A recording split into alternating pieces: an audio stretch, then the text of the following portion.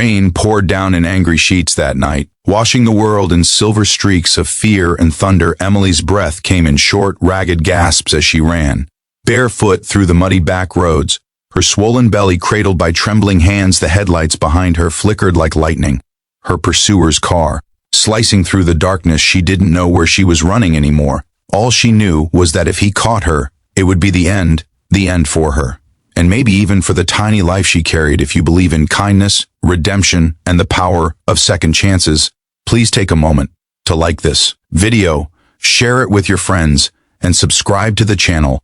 It helps more people find stories that remind us of hope, even in the darkest places. Emily stumbled off the road, her breath breaking into sobs as she spotted a faint glow ahead, a small, run-down building with the sound of laughter, loud engines, and clinking bottles. It was a biker bar, the kind of place most people avoided, but desperation has a way of silencing fear. She pushed the heavy door open and slipped inside, soaked, shaking, and wide-eyed. The smell of oil, smoke, and sweat filled the air. Dozens of rough-looking men turned to stare, tattoos and leather jackets catching the dim light. She froze like a deer caught in headlights until the door behind her slammed open again without thinking. She ducked and crawled beneath the nearest table, trying to make herself invisible. Her heart pounded so loud she was sure they could all hear it. One of the bikers, a tall man with gray streaks in his beard and cold blue eyes, noticed her immediately. His name was Diesel, the leader of the Iron Vultures motorcycle club. He leaned forward, his gloved hand resting on the edge of the table, his gaze sharp but curious. What the hell? He began, but before he could finish, the door burst open again. A man in a torn jacket stormed in, shouting her name. His voice was a mix of rage and madness. "Where is she?" he roared, scanning the room with wild eyes. "She's mine." The room went dead silent. Every biker turned to him, their expressions hardening. Diesel stood up slowly, towering over the stranger. "Nobody's yours here, pal," he said in a low growl. The man sneered, puffing up his chest. "Stay out of this, old man. It's between me and her." Under the table, Emily could barely breathe. She was clutching her stomach, tears streaming down her face as a sharp pain shot through her belly. The baby was coming. Too soon, too fast. Diesel saw her pale face beneath the table, and something shifted inside him in that moment. She wasn't a stranger. She was a woman in danger, terrified, and on the edge of breaking. Without another word, he turned back to her pursuer and said coldly, "You should leave now." The man lunged forward, but before he could take another step, Diesel's fist met his jaw with a crack that echoed through the room. The stranger dropped like a stone, groaning on the floor. Two other bikers dragged him outside, tossing him into the rain. "If you ever come near her again," Diesel warned, "you won't walk away next time." He turned back to Emily, still crouched under the table, clutching her belly. "Hey," he said softly, kneeling down, "you're safe now, but we gotta get you help."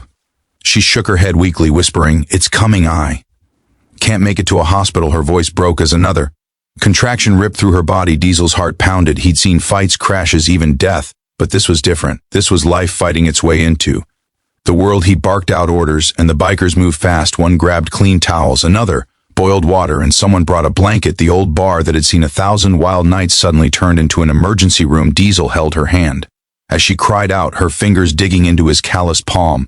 "You're doing good," he murmured, his voice surprisingly gentle. "You're the strongest woman I've ever seen." Minutes felt like hours. The storm outside roared as Emily screamed one final time, and then a cry, a sharp, beautiful, trembling cry that filled the entire bar. The room fell silent. Diesel lifted the tiny baby, wrapped in a leather jacket, his tough face breaking into something rare. A smile. "It's a girl," he said softly, handing her to Emily. Tears streamed down Emily's face as she held her daughter close. She looked up at Diesel, her lips trembling. "Thank you," she whispered.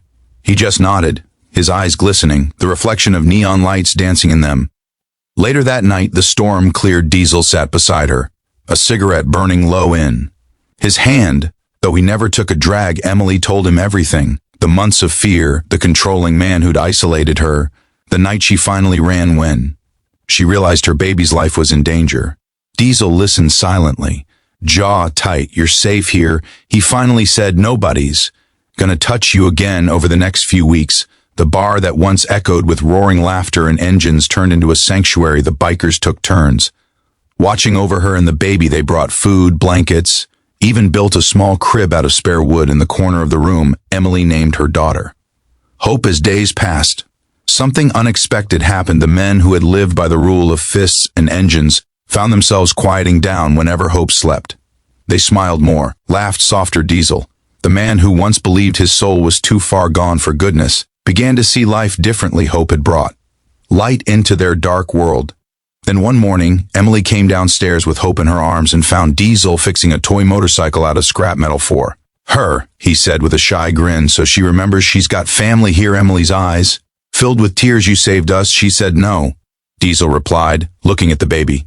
You saved us. Months later, Emily moved into a small apartment nearby, working at a diner, finally free. But every Sunday, she and Hope would visit the Iron Vultures. The men would cheer when they arrived, fighting over who got to hold the baby first. Diesel would sit quietly in the corner, pretending not to care, until Hope reached for him, smiling, and he'd melt every single time. It turned out that the biker bar where Emily once hid in fear had become the place where her new life began, a place where broken men learned compassion and a frightened woman found the strength to stand tall again. If this story touched your heart, please like this video, share it with someone who needs hope today, and subscribe for more stories that remind us of the goodness still left in this world. And before you go, tell us in the comments below, what do you think is stronger, the courage to fight for freedom or the kindness to protect a stranger? Because sometimes one act of kindness can change everything.